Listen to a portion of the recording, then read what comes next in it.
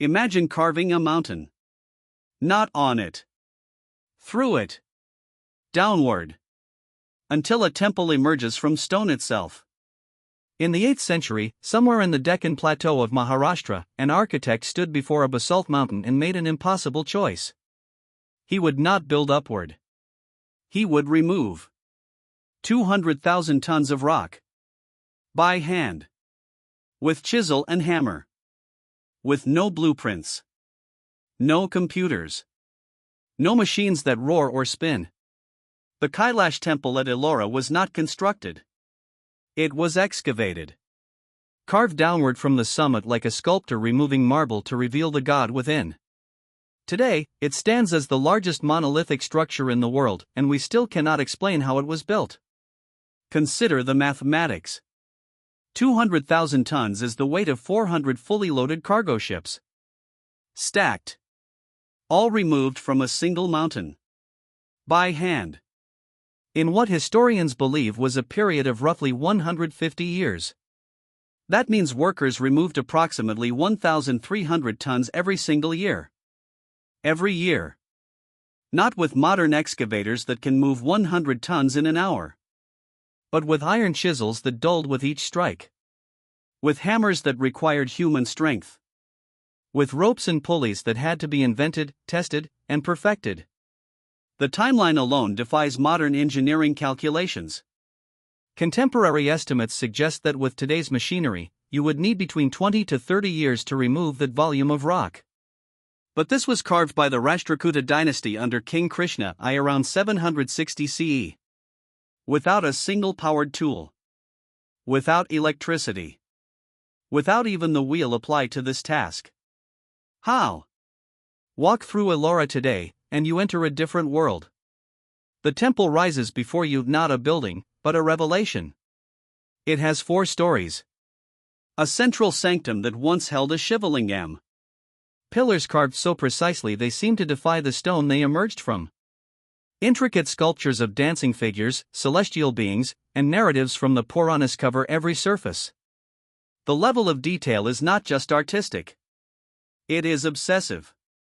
It speaks of decades of planning. Of workers who knew exactly where each strike of the hammer should land. Because one mistake, one wrong angle, one misplaced blow, and the entire structure could have collapsed. The entire mountain could have come down. Yet it stands. Perfect. Symmetrical. Complete. In the central sanctum, the lingam waits in shadow, as if the mountain itself bowed to make space for the divine.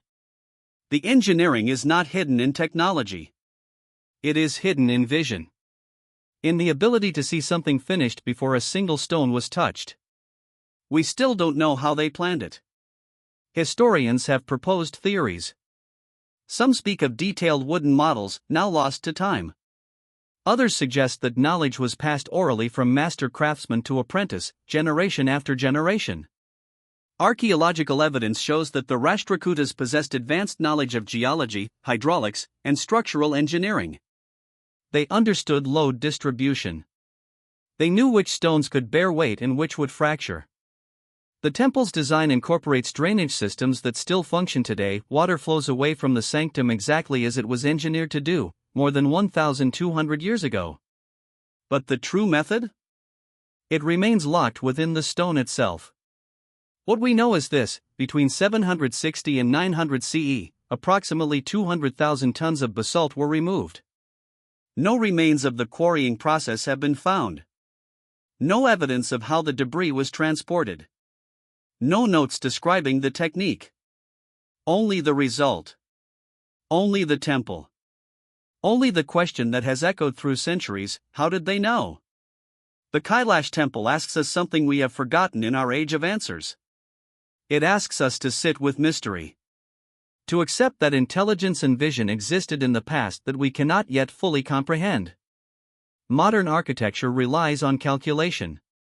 But what Kailash reveals is that the ancients of Bharat relied on something deeper, on a fusion of mathematical precision and spiritual commitment. On the willingness to dedicate 150 years to a single vision. On the understanding that a monument's true purpose was not to glorify a king, but to transform the stone into a doorway between worlds. Today, we build faster. We build taller.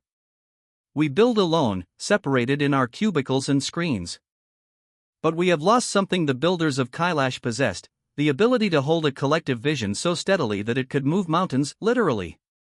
The temple asks us, what vision are we willing to carve our lives around?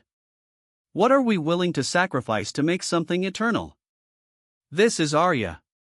The mysteries of Bharat's past are waiting to be understood. Subscribe to this channel for more stories of temples, warriors, and ancient wisdom that still speak to us today. The past is not behind us. It is beneath us. It is asking us to listen.